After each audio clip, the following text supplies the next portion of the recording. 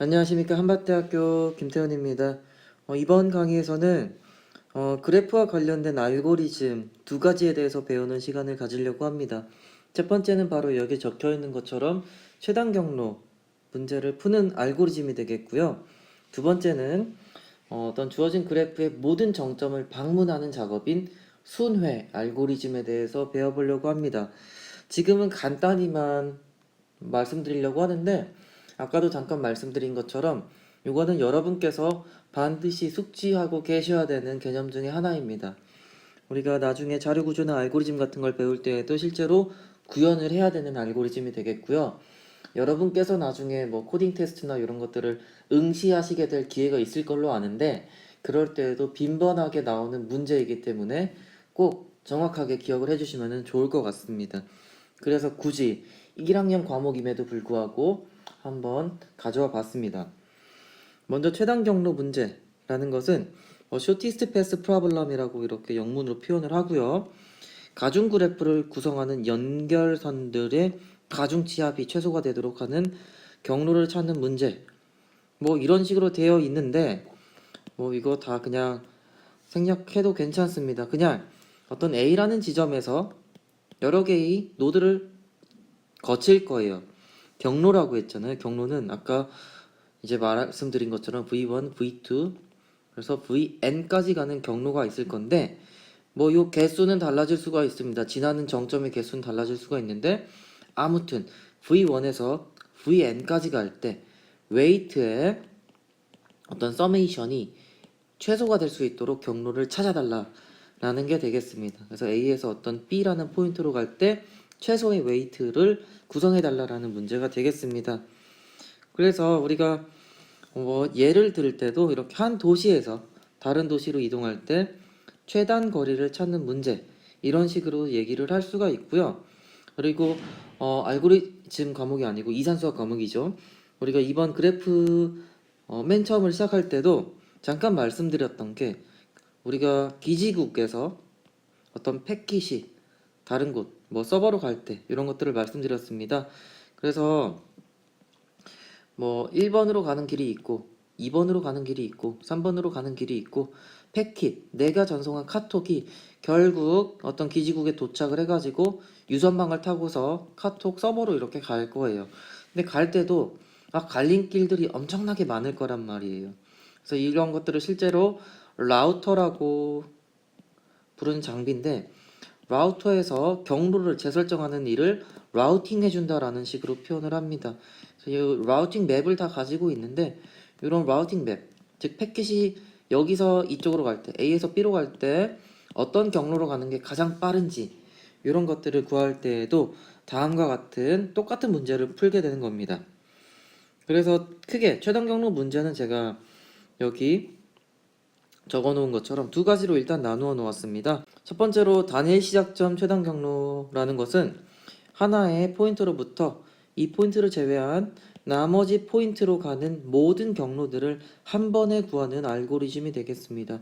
알고리즘을 한 번 돌리면은 주어진 모든 경로가 생성이 되고요. 대표적으로 다익스트라 알고리즘과 벨만포드 알고리즘이 있습니다. 그래서 벨만포드 알고리즘 같은 경우는 웨이트로 음수도 허용하는 좀 일반적인 알고리즘인데요. 우리가 이번 시간에 다루려고 하는 알고리즘은 이제 웨이트로 양수만 허용하는 다익스트라 알고리즘을 다뤄보도록 하겠습니다. 그리고 모든 쌍 최단 경로 같은 경우는 이렇게 하나의 포인트로부터, 기준점이 되는 포인트로부터 다른 포인트로 가는 경로만 구하는 것이 아니고, 반대로 이제 요 나머지 포인트가 각각이 다 기준점이 되어서 모든 경로에 대해서 최단 경로를 구하는 복잡한 알고리즘이 되겠습니다. 이거는 플로이드 워셜 알고리즘이라는 게 있는데, 지금 이거는 그냥 한 번만 들어보시면 좋을 것 같습니다. 그래서 이것도 이런 게 종류가 있다라는 것만 기억을 일단 해주시고, 이제 다음 페이지부터는 요 다익스트라 알고리즘에 대해서 배워보도록 하겠습니다. 그래서 지금처럼 오른쪽 아래에 있는 그림을 보면은 하나의 방향 그래프가 주어져 있죠. 각각의 간선은 양의 웨이트들로만 이렇게 구성이 되어 있습니다. 그러면은 일단 요거는 여기 파란색이 아마 솔루션으로 보이고 있는데요. 여기 A에서 C로 갈 때 2라는 값이 들고요. 그리고 이제 A에서 E로 갈 때는 C를 통해서 가는 것이 최단 경로가 될 것 같습니다. 그래서 2라는 웨이트와 3이라는 웨이트를 더해서 5라는 값이 들 것이고요. 그리고 D라는 엣지를 방문하기 위해서는 뭐 이렇게 방문하면 14라는 웨이트가 필요한데 요 C랑 E를 통해서 가면은 9라는 값이 필요하겠죠. 그래서 요거는 최단 경로가 아니기 때문에 선택이 안 된 거고요. D에서 F로 가는 경로가 하나이기 때문에 이제 D까지 일단 온 다음에 F로 갈 수밖에 없겠죠. 이때는 20이라는 값이 듭니다. 코스트가 20이다 라는 식으로 표현을 하면 되고요. 그래서 주어진 그래프가 있을 때 다음과 같은 A라는 정점으로부터 각 정점으로 가는 최단 경로를 구하는 알고리즘인 다익스트라 알고리즘에 대해서 알아보도록 하겠습니다. 왼쪽에 있는 것은 제가 이제 알고리즘 과목에서 이용하는 수도 코드가 되겠고요. 오른쪽에 있는 것은 우리 교재에 실린 다익스트라 알고리즘이 되겠습니다. 그래서 일단은 왼쪽에 있는 걸 가지고서 일반적으로 설명을 해드리고서 이제 우리 교재에서는 어떤 식으로 이것을 다시 적어 놓았는지 이러한 방식으로 설명을 하도록 하겠습니다. 그래서 먼저 다익스트라 알고리즘 수도 코드가 이렇게 펑션 형태로 제공이 되고 있습니다. 인풋으로는 그래프 하나가 들어오고요. 그리고 시작점을 받고 있습니다. 예를 들어서 그래프가 이렇게 5개의 정점으로 이루어진 그래프라고 해봅시다. 그러면은 G는 당연히 vertex의 집합과 엣지의 집합이 되겠죠. 엣지도 그냥 한번 지금 마음대로 한번 이어보도록 하겠습니다. 이렇게 되어 있습니다. 그러면은 이제 그래프를 인자로 받았고요. 지금 예를 들어서 시작점을 요 포인트로 해보겠습니다. 그래서 이게 바로 R이 되겠습니다. R이 되겠고요. 그래서 여기부터 이제 알고리즘을 시작을 할 건데 우리가 하나와 2개 정도만 기억을 해주면 좋을 것 같아요. 첫 번째로 3개가 되겠습니다. 여기 일단 제가 적어 놓을게요. S라는 집합, 그리고 D라는 값, 그리고 릴렉세이션, 이거는 연산입니다. 연산. 요 3개만 딱 기억을 해주시면은 요 다익스트라 알고리즘을 이해하는 데에는 큰 어려움이 없을 것 같습니다. S라는 것은 우리가 어떤 집합을 얘기할 건데요.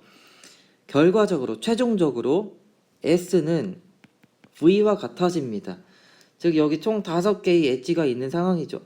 정점이 있는 상황이죠. 5개의 정점이 있는 상황인데 S가 처음에는 공집합으로 시작을 합니다. 공집합으로 시작을 하는데 일단 시작점부터 한 개씩 넣을 거예요. 그러니까 하나가 들어가고 A, B, C, D 이렇게 5개의 정점이 들어올 때까지 알고리즘이 동작한다고 생각을 하겠습니다. 그리고 S에 들어온 정점은 더 이상 바꾸지 않겠다는 정점이 되겠습니다. 한번 들어오면은 나갈 수도 없고요. 이 S와 관련된 S에 들어온 정점들과 관련된 값들은 절대로 변화시키지 않습니다. 그래서 S에 대해서는 일단 말씀드렸고요. D라는 것은 distance estimate 거리 추정 값입니다. 그래서 D자를 쓰게 되고요. 일단 주어진 어떤 시작점으로부터 어떤 정점까지 이 정도의 거리일 거야 라는 식의 추정치만 갖게 됩니다. 결과적으로 맨 처음에 모든 정점은 이렇게 무한대라는 distance estimate 값으로 일단은 초기화가 되어 있어요. 근데 이거는 말 그대로 추정치고 나중에 알고리즘이 종료가 되면은 실제 최소 거리로 업데이트가 되어 있습니다. 그래서 distance estimate이라고 부르긴 하지만 최종적으로는 그게 바로 shortest path를 나타내는 distance가 되겠고요. 그리고 다음과 같이 어떤 길들이 하나하나 발견되는 순간들이 있는데 새로운 경로가 발견이 되면은 내가 알고 있는 경로와 비교를 해가지고 이게 더 최소의 경로를 갖는지 확인을 하고 최소를 갖는다면은 이 길로 다음번부터 가게끔 업데이트를 해야겠죠. 그래서 이렇게 거리를 비교해서 더 나은 조건이 있을 때 원래 저장되어 있는 값들을 업데이트해주는 과정을 릴렉세이션 한다고 부릅니다. 이완이라고 우리말로 부르고요. 릴렉세이션 연산을 할 때마다 경로가 바뀐다고 생각을 하시면 되겠습니다. 그래서 이러한 배경 지식을 일단 말씀드렸고요. 이걸 기반으로 해서 조금 더 설명을 해드릴게요.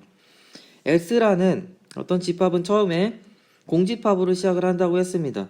근데 S는 이제 확신이 드는 정점의 집합이라고 생각을 하시면 되겠고요. 한번 형성이 되면은 절대로 이제 백도 못합니다. 절대 못 바꿉니다. 그래서 일단은 여기 vertex라는 집합에 들어있는 모든 집합의 distance estimate 값을 이렇게 무한대로 초기화를 해줍니다. 그 말은 아직 어떤 경로가 있는지 모른다라는 걸 얘기하게 되고요. 일단 d of r 이라는 값, 즉 r이라는 시작점의 d 값을 이제 무한대가 아니라 0으로 일단 바꿔줍니다. 즉 시작점에서 자기에게 가는 거리는 당연히 0이겠죠. 그래서 그것을 의미하게 되고요. 이제 여기 while문을 형성하고 있는 블럭이 여기 있죠. while문을 계속해서 반복을 하는데 요 while문 안에 있는 요 문장이 false, 만족하지 않을 때까지 이제 동작을 하겠죠. 이걸 다시 우리말로 하면은 S가 V랑 같지 않을 때는 계속 돌아가는 거고 결국에는 S랑 V랑 같아지는 순간에 while문이 종료가 되겠죠. 그러한 로직을 가지고 있습니다. 그리고 여기 바로 extract mean이라는 펑션이 이용되고 있는데 이거는 한번 먼저 설명을 드릴게요. 어떤 Q라는 이제 vertex의 집합이 있다고 해봅시다. 뭐 A, B, C라는 vertex가 들어있는 집합이 있는데요. 여기서 각각의 정점들은 이 D 값을 가지고 있을 거예요. 처음에는 당연히 아까처럼 무한대를 가지고 있긴 할 건데 새로운 경로가 발견될 때마다 이게 작은 값으로 바뀐다고 했습니다. 최종적으로는 추정치가 아니라 실제 쇼티스트 패스가 된다고 했었고요. 그래서 주어진 상황에서 가장 작은 D 값을 가지고 있는 정점을 고르는 펑션이 되겠습니다. 그래서 여기 이렇게 A, B, C 중에서 만약에 A는 D 값이 현재 뭐 7이고 5고 4다 라고 했으면은 요때는 C라는 정점은 return하는 것으로 이해하시면 되겠습니다. 그래서 이런 extract mean이라는 함수의 어떤 동작 방식에 대해서만 이해를 하고 계시면 되겠고요. 일단은 먼저 extract mean이라는 함수를 수행을 하는데 우리가 어떤 집합을 고려할 거냐면은 S라는 집합이 있고요. V라는 집합이 일단 있어요. 근데 V에서 한 개씩 한 개씩 정점을 찾아가면서 S로 넣어줄 거거든요. 그래서 처음에는 당연히 공집합이고 V라는 원래 집합이 있을 텐데 한 개씩 한 개씩 갈 때마다 V가 이렇게 업데이트가 될 거예요. S가 업데이트가 될 거예요. 그래서 S1을 이렇게 빼주는 상태가 되고 S2가 업데이트가 되면은 S2를 빼주는 상태가 되고요. 결과적으로 마지막에는 S가 V가 될 거고 여기가 공집합이 되겠죠. 그래서 S에 속하지 않은 나머지의 원소들을 대상으로 거기서 가장 작은 D값을 가진 원소를 찾는다고 생각을 하시면 되겠습니다.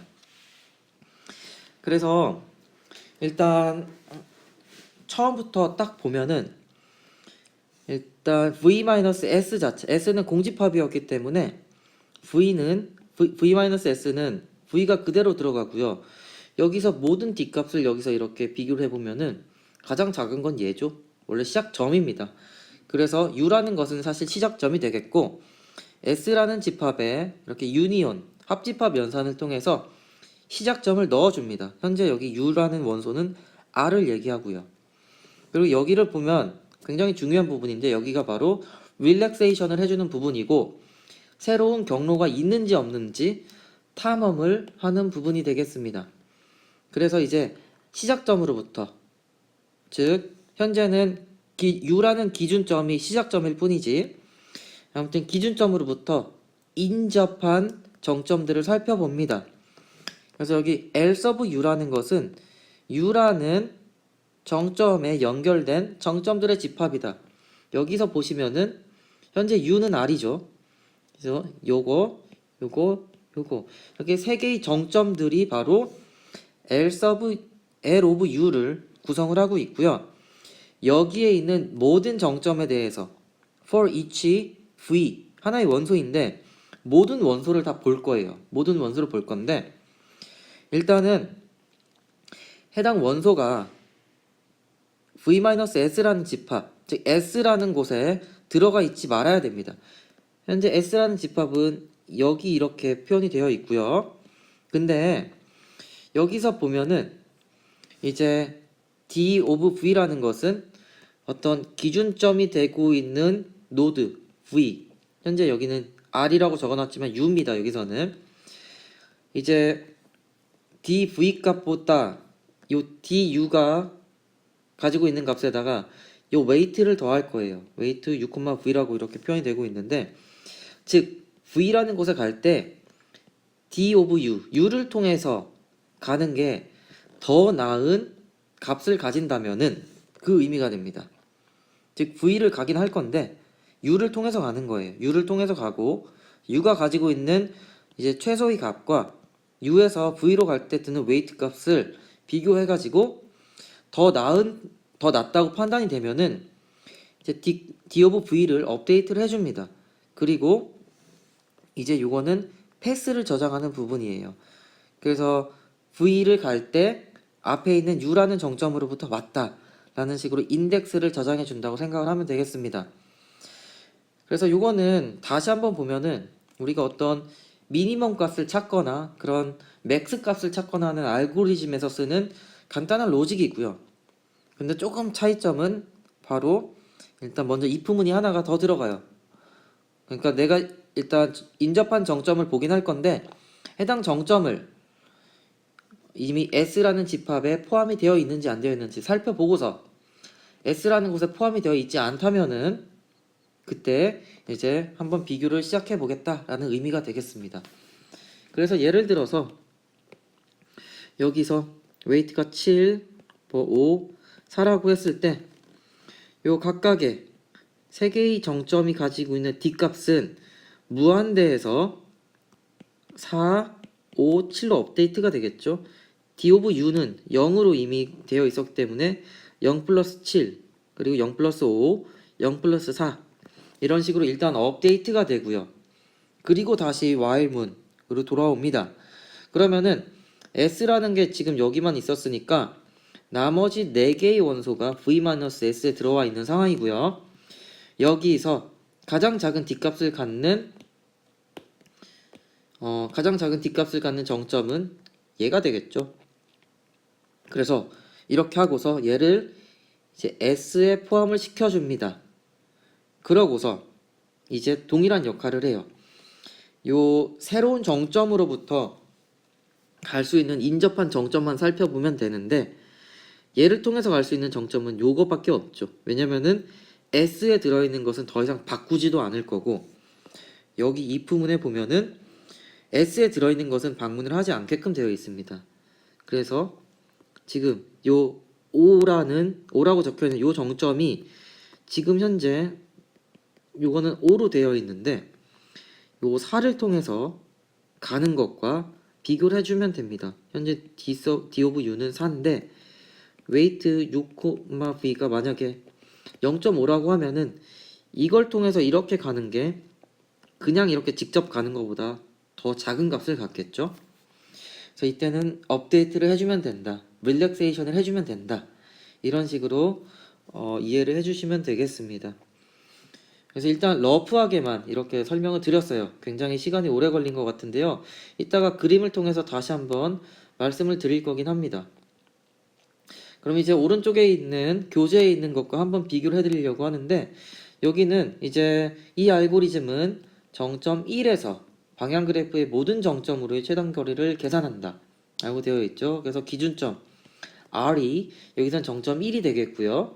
그리고 주어진 정점으로부터 모든 정점으로 가기 때문에 뭐 앞에서 분류한 대로 뭐 하나의 포인트에서 여러 개의 포인트로 가는 모든 최단 거리를 구하겠다라는 게 되겠습니다. 그래서 S라는 집합의 의미는 똑같아요. 그래서 더 이상 바꾸지 않겠다. 이미 확신을 갖는 정점이 되겠고요.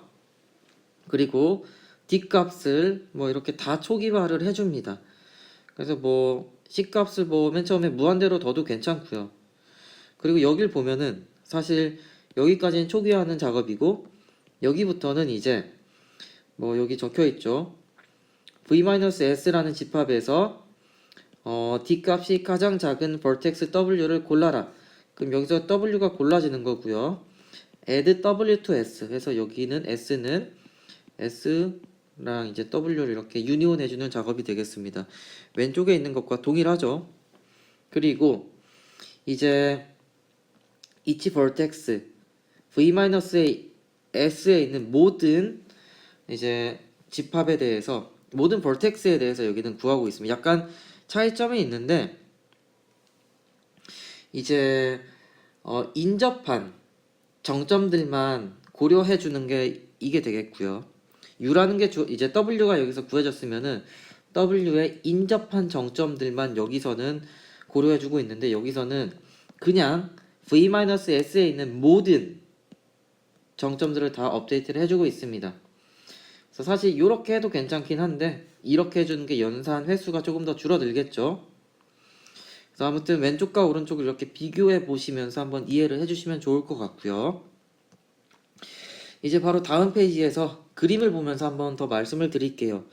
그래서 여기서는 이렇게 총 8개의 정점이 있고 각각의 정점들은 화살표로 아크로 이렇게 구성이 되어 있고 그리고 웨이트가 다 적혀 있습니다.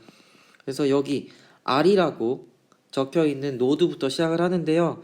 여기 0이라고 아까 D 오브 R은 0으로 초기화해 주는 것까지 표시가 된 그래프가 되겠습니다. 그리고 각각의 정점 안에는 D 값이 적혀 있다고 생각을 하시면 되겠습니다. 그래서 현재 주어진 기준점으로부터 각각의 정점으로 가는 거리 추정치는 모른다, 무한대다 라고 해석을 해주시면 되겠습니다. 그래서 먼저 주어진 현재 S라는 집합은 공집합이고 그래서 V-S는 결국 V죠. V라는 집합에서 즉 모든 정점에서 가장 작은 D값을 가지고 있는 정점은 얘죠. 그래서 얘를 S라는 집합에 넣었고요. 그리고 이제 요걸 기준으로 해서 인접한 정점들을 살펴볼 건데요. 얘네들이 일단은 V-S에 들어있는지 아닌지를 살펴봅니다. 근데 현재는 다 들어있기 때문에 아까 이제 왼쪽에 있는 수도코드에서 이런 식으로 표시가 된 부분이고요. 그리고 그래서 V-S에 들어있는지 파악을 하고요. 그리고 우리가 볼 거는 D of U와 즉 현재 U는 여기가 기준으로 되어 있고요. 여기가 for each V가 되겠습니다. 그래서 D of U 값과 weight, U에서 V로 가는 weight랑 D of V 값을 비교를 해줍니다. 현재 각 여기가 8로 업데이트가 된 걸로 나오고 있는데 이 상황인 거죠. 원래는 무한대였으니까 무한대에서 이 루트를 통해서 한번 오게 되면은 사실 weight가 0 플러스 8, 0 플러스 6, 아니 9죠. 0 플러스 11 각각이 이렇게 업데이트가 되는 것을 보여주고 있습니다. 그래서 8, 9, 11로 각 정점이 가지고 있는 디스턴스 estimate 값이 업데이트가 되는 걸 나타내고 있고요. 그리고 요 중에서 가장 작은 즉 V-S에서 가장 작은 정점을 이제 찾게 됩니다. 여기서 찾게 되겠죠. 근데 당연히 8이라는 값을 가지고 있는 게 가장 작은 정점이기 때문에 얘를 이제 S로 편입시켜 줍니다. 그렇게 되면은 C와 같은 그림이 되겠고요. 그래서 0의 요 의미는 요 기준점이 되는 노드로부터 요 A라고 인덱스를 해보겠습니다. A로 가는 정점, A로 가는 길은 이것이다 라고 딱 픽스를 해버린 거예요. 더 이상 바뀌지 않습니다. 뭐 이런 식으로 가는 걸 고려하지 않겠다라는 거예요. 그래서 우리가 딱 픽스한 공간에 8이라는 값을 가지고 있는 A라는 정점이 들어왔기 때문에 우리가 이 8을 통해서 갈 수 있는 새로운 길이 있나 없나를 살펴보게 되는 겁니다. 그래서 현재 이제 요 8을 통해서 우리가 다시 말씀드리겠습니다. 요 A라는 정점의 인접 노드를 이제 또 뒤질 거예요. 뒤질 건데 현재 여기밖에 없었죠. 요거밖에 없습니다. 요거밖에 없는데 8을 통해서 갈 때, 즉 무한대라는 distance estimate 값보다 8 더하기 10을 가질 때 요게 더 나은 값이 되겠죠. 그래서 현재 이렇게 18로 한번 업데이트를 해주고서 이제 현재는 여기가 바로 v-s이기 때문에 여기서 가장 작은 값을 가지고 있는 정점을 찾습니다. 바로 요 정점이 되겠는데 이것을 이제 s에 포함을 시켜주고요. 요 s로 포함된 새로운 정점으로부터 인접한 정점들을 찾습니다. 여기서는 당연히 8과 10과 11이 되고 있는데 요 8이라고 적혀 있는 정점은 이미 s에 들어와 있기 때문에 업데이트 하지 않을 겁니다. 근데 요거는 아까 요 이제 v-s에 들어있는가, 즉 현재 안 들어있죠. 그렇기 때문에 방문할 이유가 없는 정점이 되고요. 그래서 점선으로 여긴 표기를 했습니다. 그래서 요 정점으로부터 요 정점이 s로 들어옴으로부터 새롭게 갈 수 있는 길이 이렇게 두 개가 생겼고요. 그래서 요걸 통해서 가는 길이 원래 가지고 있는 값보다 더 나은 선택지를 제공하는지를 비교하게 되는 겁니다. 근데 여기 보시는 것처럼 이미 업데이트가 된 것처럼 표현이 되고 있는데 지금 0에서 8을 통해서 10을 더해서 18이라는 값을 가질 수가 있었지만 0에서 9를 통해서 1을 더해주면 10이라는 값을 가지게 됩니다. 즉, 요 정점에 가기 위해서는 요 길을 따라가는 것보다는 요 길을 따라가는 것이 더 나은 선택이다라는 식으로 해석을 하시면 되고요. 그래서 지금 요거를 업데이트를 해주고 그리고 비슷하게 요 11 원래 11이라는 값이 있었죠. 즉 요거는 0에서 직접 가는 길이었는데 요 9가 s로 들어옴에 따라서 9를 통해서 이렇게 갈 수 있는 길을 만들었지만 0을 통해 가는 게 더 좋은 선택지이기 때문에 업데이트를 하지 않습니다. 즉 이완을 하지 않고요. 그래서 이 상황에서는 이제 여기가 v-s가 되고 여기서 가장 작은 값을 가지고 있는 vertex를 찾습니다. 바로 10이 되겠죠. 이것을 이제 s에 이렇게 넣어주고요. 요 10이 들어옴으로 인해서 새로운 경로가 이렇게 발견이 되고 이 경로로 인해서 인접한 정점들이 요거죠. 릴렉세이션이 되는지 안 되는지를 살펴보면 됩니다. 원래는 가는 길이 없었기 때문에 무한대였는데 요 10이라고 적혀있는 요 정점이 이제 갈 수 있는 길로 선정이 됨으로써, 즉 S로 들어옴으로써 요 새로운 길이 발굴이 되었죠. 그래서 요 길을 통해서 가면 12로 갈 수 있다라는 걸 파악을 했고 여기서 이제 v-s는 요게 되는데 여기서 가장 작은 값을 가지고 있는 정점은 요거죠. 11이라는 것을 S에 넣음으로써 이제 11을 통해서 갈 수 있는 길이 새롭게 발굴이 됩니다. 그래서 요거대로 여기 방금 동그라미 친 두 개의 정점들을 무한대에서 각각 19, 19로 릴렉세이션을 해주고요. v-s라는 집합에서 가장 작은 값을 가지고 있는 정점을 또 이제 s로 넣어줍니다. 바로 다음 페이지가 되겠고요. 그래서 여기가 바로 여기가 되겠습니다. 지금 설명한 부분이. 그래서 요 10이라는 게 들어왔는데 들어옴으로 인해서 요 빨간색 선이 또 이제 새롭게 영향을 미쳐가지고 여기가 11을 통해서 가는 게 19였는데 원래 이렇게 11을 통해서 이렇게 가면은 16으로 갈 수가 있대요. 그래서 릴렉세이션이 여기서 일어나고 그리고 나머지 두 개의 단말에서 최소의 값을 갖는 것을 하나를 선택을 합니다. 요게 S로 편입이 되면서 요 노드를 통해서 가는 길과 이제 원래 가지고 있던 길과 비교를 하겠죠. 근데 뭐 원래 가지고 있는 게 더 나은 선택이기 때문에 요 19를 방문할 때는 이렇게 가는 것이 아니고 이렇게 방문하는 게 낫다 라고 판단을 하면서 릴렉세이션을 해주지 않습니다. 그래서 결국에 19가 이제 마지막으로 S에 들어왔는데 식구가 들어오고서 이제 또 인접한 노드들이 업데이트 될 수 있는지 확인을 해보려고 했는데 이미 인접한 노드들이 S라는 집합이 다 들어와 있기 때문에 아까 여기에 걸려가지고 이제 더 이상 진행될 수가 없습니다. 그래서 결과적으로 S라는 곳에 원래 가지고 있던 모든 벌텍스가 다 들어왔기 때문에 while 루프는 빠져나오게 되고요. 왼쪽에 있는 수도 코드를 가지고 말씀드립니다.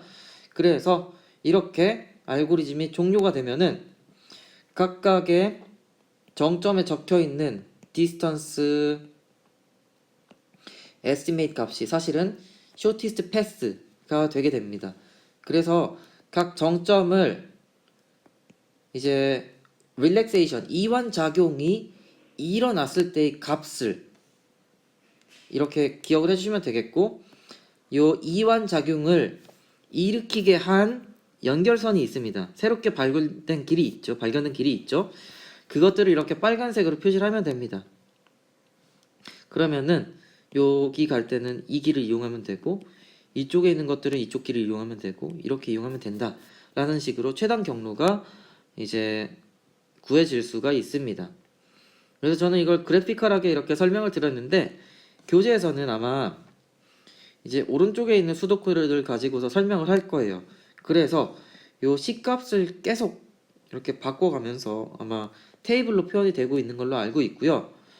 여러분께서는 왼쪽을 가지고 이해하셔도 괜찮고 오른쪽에 있는 걸 가지고 이해하셔도 괜찮습니다. 하지만 뭐가 됐든 어떤 방법으로 하더라도 다음과 같이 동일한 최단 경로를 만들어낼 수 있으면 그걸로 충분하다고 말씀드리겠습니다. 네, 그래서 이것도 상당히 어려운 개념이에요. 저 같은 경우는 대학교 다닐 때 3학년 때 배웠던 개념이고요. 지금 우리 학과에서는 현재 2학년 2학기 때 배우는 개념입니다. 하지만 그때는 개념뿐만 아니고 실제로 구현을 하고 어디에 응용되는지 이런 것까지 함께 고민을 하고 있으니까 여러분께서 지금 처음 접할 때 어려운 거는 당연한 겁니다. 당연한 건데 지금 한번 시간을 좀 들여가지고 꼭 이해를 해 놓으시면 좋을 것 같아요. 네, 그래서 한번 예제를 같이 풀어보려고 합니다.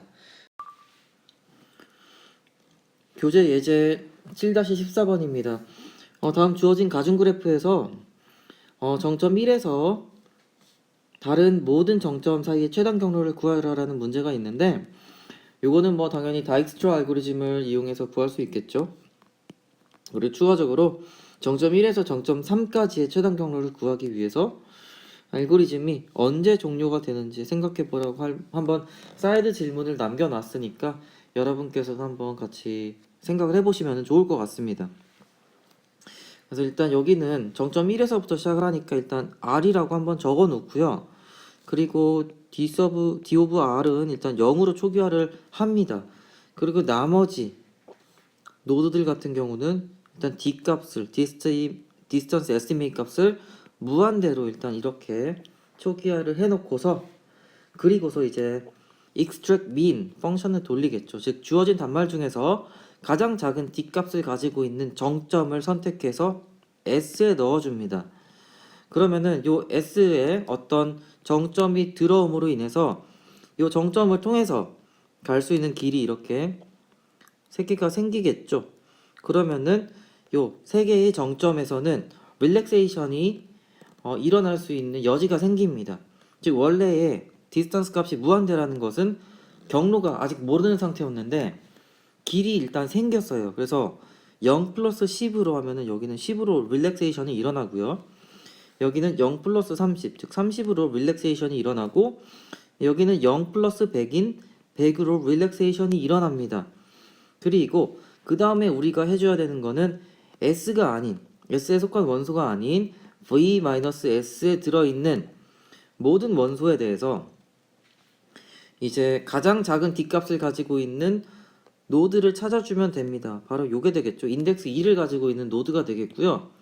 얘를 이제 다시 S에 넣어주면 됩니다. S에 들어간다는 얘기는 아무튼 요 정점들은 이제 더 이상 건들지 않겠다는 얘기가 돼요. 즉 2번 인덱스로 가기 위해서는 반드시 1번에서 2번으로 가는 길밖에 없는 거고요. 이때의 디스턴스는 10이다 라고 픽스가 된 거라고 보시면 되겠습니다. 그리고 그 다음에 이제 2라는 인덱스가 노드가 새롭게 S로 들어왔기 때문에 2를 통해서, 즉 현재까지는 이렇게 1을 통해서 갈 수 있는 길은 다 알고 있었어요. 근데 2가 들어왔기 때문에 2를 통해서 갈 수 있는 길, 즉 2의 인접 노드들을 한 번 더 방문을 하면서 릴렉세이션을 시도를 해볼 수가 있습니다. 현재 2의 인접 노드는 3밖에 없는 상황이고요. 3은 원래 경로를 몰랐기 때문에 디스턴스 에스티메이트 값이 무한대를 가지고 있었습니다만 1에서 2를 통해서 가게 되면은 이제 10 플러스 50의 코스트를 지불하고서, 즉 60의 값을 가지고서 3회에 갈 수가 있어요.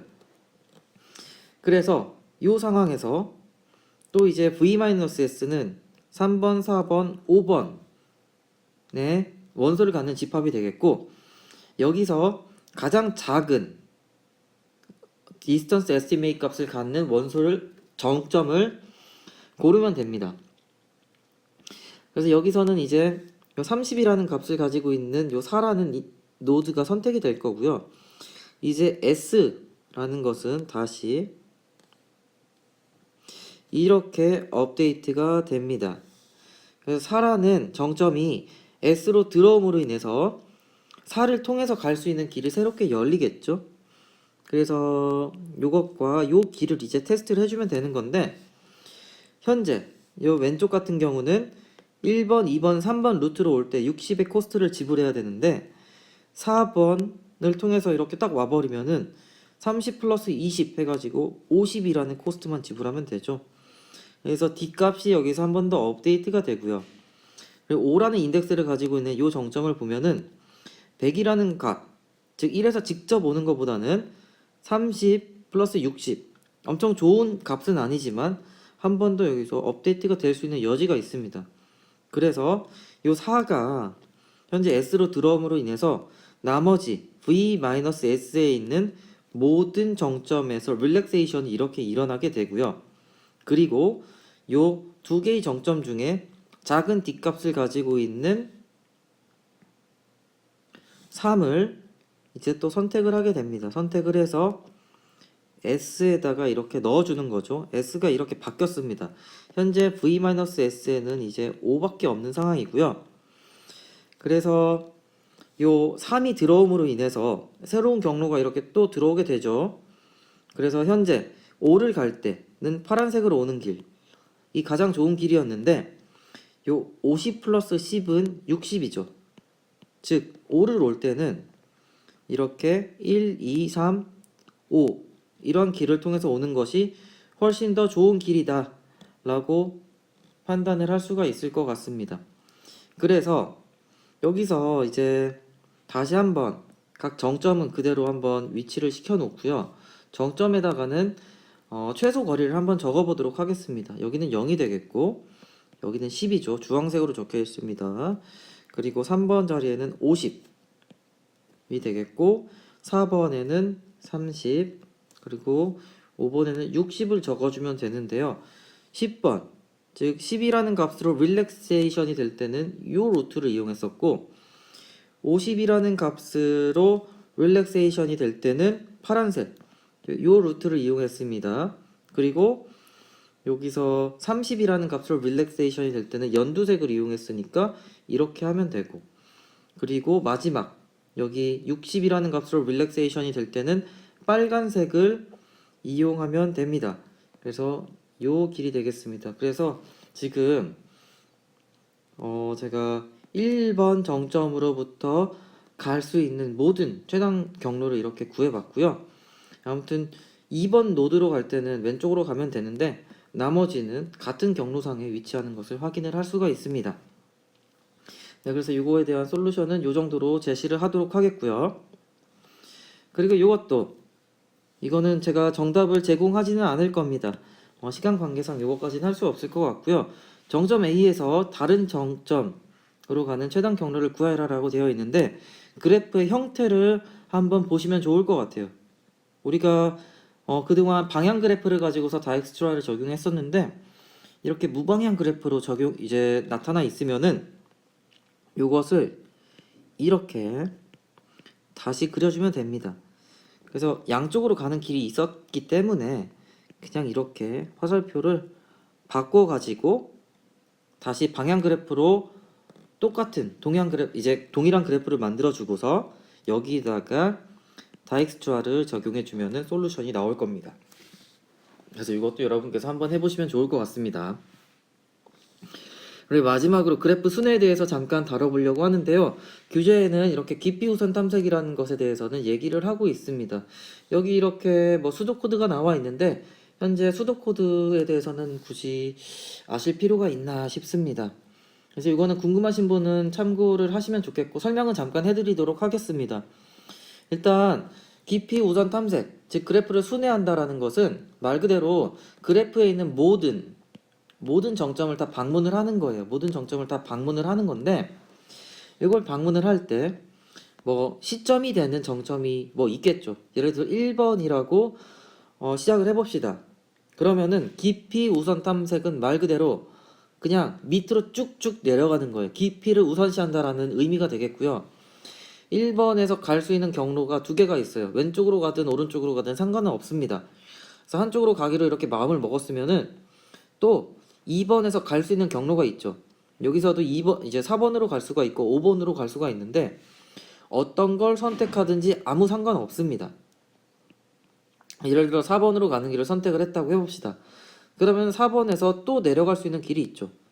그냥 지하로 계속 내려간다고 생각을 하면 되는데 8번 그래프 관점에서 보면은 이제 갈 수 있는 경로가 이렇게 3개나 나오고 있어요.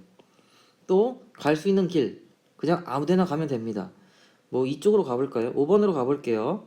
그러면은 5번에서 갈 수 있는 길이 있는데 이미 한번 지나갔죠. 한번 방문을 했었죠.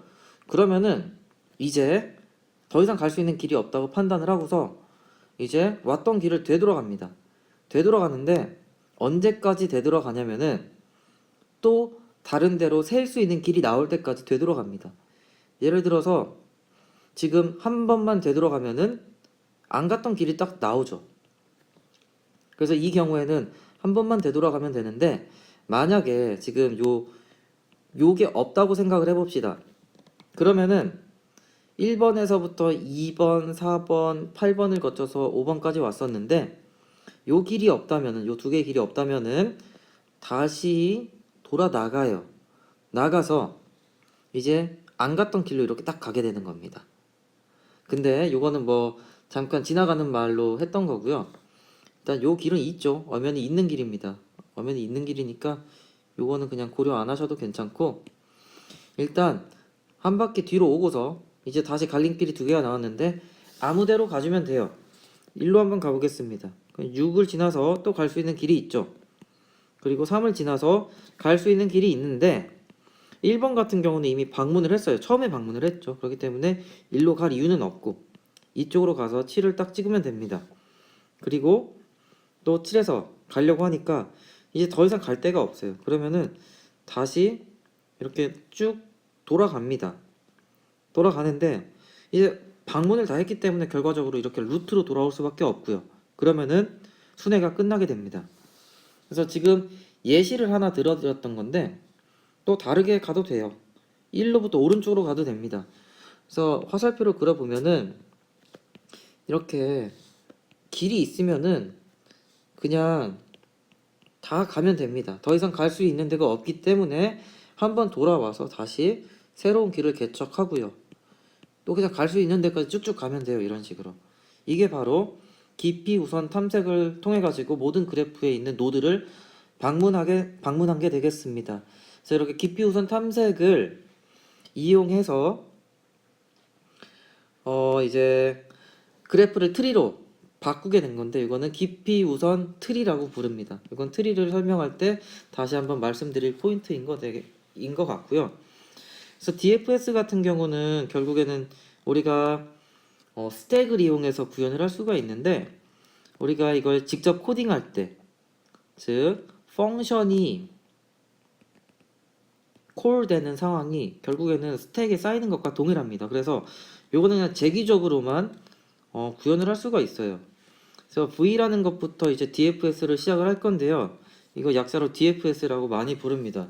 DFS를 시작을 할 건데 이제 만약에 이제 V부터 시작을 하니까 일단 요거를 방문했다. visited라는 변수를 true로 이렇게 바꿔주고요. 그리고 이제 V에 인접한 W라는 이제 인접 정점들을 보면 되는데요. 요게 방문이 되어 있지 않으면은 그 정점을 기준으로 또 DFS를 실행해 주세요. 즉 재기적으로 함수가 이렇게 구현이 되어 있습니다.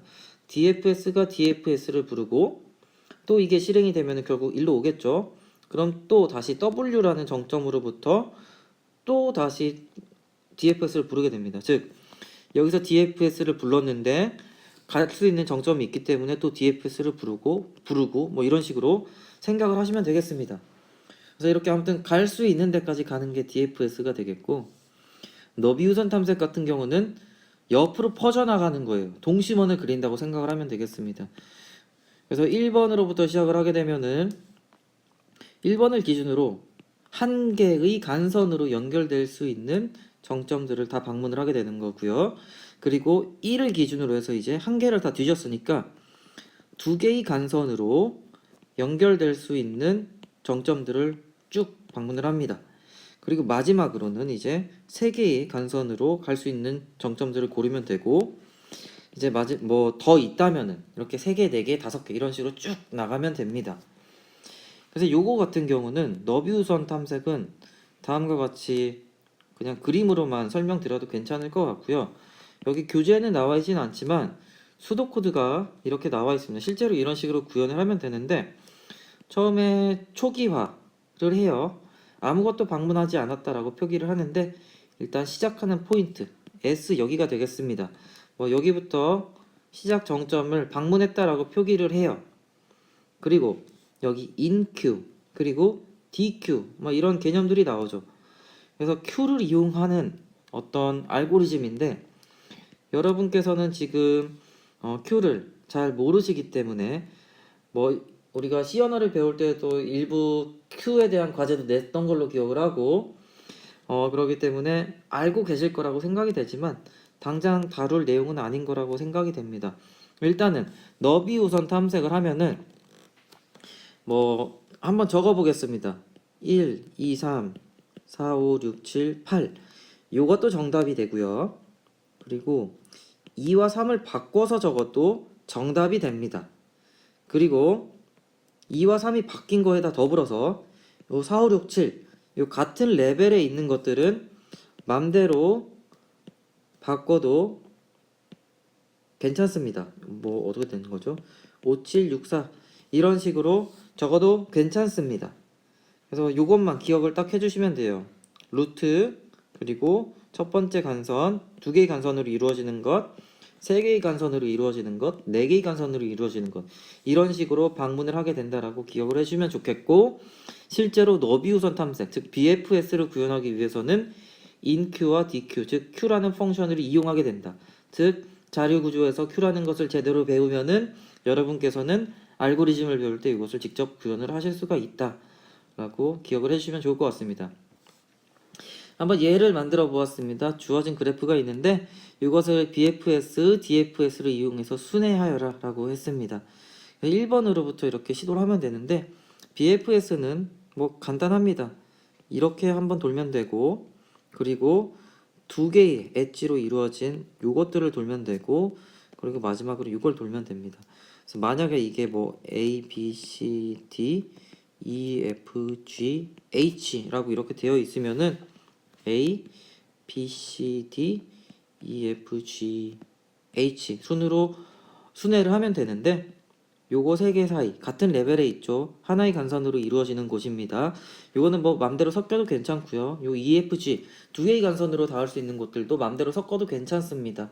그래서 어떤 식으로 적더라도 이거는 BFS의 결과가 되겠고, 너비 우선 순회를 통해서 만들어진 틀이다 해가지고 요거는 너비 우선 틀이라고 부릅니다. 이것도 나중에 설명을 다시 드리도록 하겠습니다. 그리고 DFS 같은 경우는 이것도 뭐 결과가 여러 개가 있겠죠. 한번 왼쪽으로 저는 주구장창 가보겠습니다. 그래서 여기부터 시작해서 이렇게 가보고 가보고 가봤는데 더 가보려고 이제 인접 노드를 한번 뒤져보니까 이미 다 방문을 했던 노드가 되겠습니다. 그러면은 여기서 아까 말씀드린 것처럼 이제 이렇게 돌아옵니다. 돌아오는데 새로운 갈 길이 보일 때까지 이렇게 오면 되고요. 여기부터 새로운 순회를 시작을 하게 됩니다. 이쪽으로 가게 되는데 또 가보고 왼쪽으로 간다고 했으니까 가보겠습니다. 그리고 얘가 또 가보려고 하니까 이게 아니죠. 죄송합니다. 왼쪽으로 가는 부분이 틀린 게 지금 여기가 이쪽으로 가는 게 아니고 왼쪽으로 가려고 시도를 하다 보니까 이쪽을 비교하려고 했는데 이미 방문을 했어요. 그렇기 때문에 그냥 다른 길로 이렇게 방문을 하게 된 거고 이걸 방문했다고 해봅시다. 그러면은 얘 입장에서도 가려고 하다 보니까 이미 방문을 했기 때문에 더 이상 갈 수 있는 정점이 없습니다. 그러면은 얘도 이제 백도를 해요. 백도를 하는데 여기서 바로 갈 수 있는 길이 나오죠. 그래서 마지막으로 가는 곳은 여기가 되겠습니다. 그래서 이것을 최종적으로 다시 한번 좀 그려보면은 이렇게 연결된 것과 이렇게 연결된 것과 이렇게 연결된 요 길들을 연결하면은 바로 1을 기준으로 해서 BFS를 통해서 모든 그래프에 있는 정점을 돈게 되겠고요. 지금 주어진 간선으로 연결된 트리가 바로 너비 깊이 우선 순회 깊이 우선 트리가 되겠습니다. 이거는 뭐 DFS의 결과이다 라고만 기억을 해주시면 되겠고 이건 하나의 예일 뿐입니다. 여러분께서 어느 쪽으로 들어갈지 이것을 고르기에 따라서 결과가 달라집니다만 아무튼 이렇게 구하시면 된다라는 것을 말씀드렸습니다. 그래서 요 그래프 순회도 이런 식으로 그림을 통해서만으로도 알 수 있으니까 한 번쯤은 어떤 식으로 나오는지 꼭 해보시면 좋을 것 같고요. 네, 그래서 시간이 좀 많이 걸렸습니다. 이번에 특히 여기가 많은 시간이 걸렸는데 우리가 그래프라는 것은 결국에 정점의 집합과 엣지의 집합으로 구성된 수학적인 구조이다라고 말씀을 드렸고요. 이것의 이제 방향성과 무방향성 이런 것들에 따라 이런 것도 나눌 수가 있고 가중치에 대해서도 여기서 말씀을 드렸습니다. 그리고 뭐 경로, 순회, 뭐 사이클이라고도 표현을 했었죠. 이런 것들에 대한 개념과 조금 더 세부적인 뭐 기본 경로, 단순 경로 이런 것들에 대해서도 말씀을 드렸습니다. 그리고 이제 그래프의 표현 방법으로 인접 행렬과 인접 리스트가 있다고 했었는데 인접 리스트 같은 경우는 사실 개념만 이렇게 알아두시면 좋을 것 같고 여러분께서는 아직은 이해를 못하실 거라고 생각이 되어서 이쪽은 그냥 스킵을 했다고 생각을 하시면 되겠습니다. 두 가지 방법 중에서는 인접 행렬을 이용해서 표현을 해주시면 충분할 것 같고요. 여러 가지 몇 가지를 좀 배웠습니다. 동형 그래프에 대해서는 개념적으로 말씀드렸는데 교재에 나온 것처럼 세세하게는 가르치진 않았고요. 그리고 오일러 경로, 순회, 오일러 정리 이런 것들에 대해서 예제를 풀어본 기억이 납니다. 그리고 마지막으로 최단 경로 문제를 풀기 위해서 여러 가지 알고리즘이 있었는데 우리는 가중치가 양인 것만 고려하는 시나리오에서 적용할 수 있는 다익스트라 알고리즘에 대해서 배웠었고요. 그래서 뭐 S나 디스턴스 에스티메이시나 어떤 릴렉세이션이라는 개념을 먼저 설명드리고서 그림을 통해서 어떤 식으로 이게 경로가 만들어지는지 말씀드렸습니다. 그리고 그래프 순회라는 것은 이렇게 두 가지가 있어요. BFS와 DFS가 있는데 이제 알고리즘도 수도 코드를 통해서 말씀드리긴 했지만 본 강의에서는 우리가 자료 구조를 모르고 있기 때문에 그냥 그래피컬하게 그림을 통해서 어떤 식으로 방문을 하는지 이런 것만 그릴 줄 알면은 충분히 이해하셨다고 판단하도록 하겠습니다. 네, 그러면은 지금 요약이 사실 한 페이지로 끝나는 건데 이거는 삭제를 해주시면 좋겠고요. 이 정도에서 이번 기나긴 그래프에 대한 강의는 마무리하도록 하겠습니다. 이번 주차 정말 고생 많으셨습니다. 감사합니다. 김태훈이었습니다.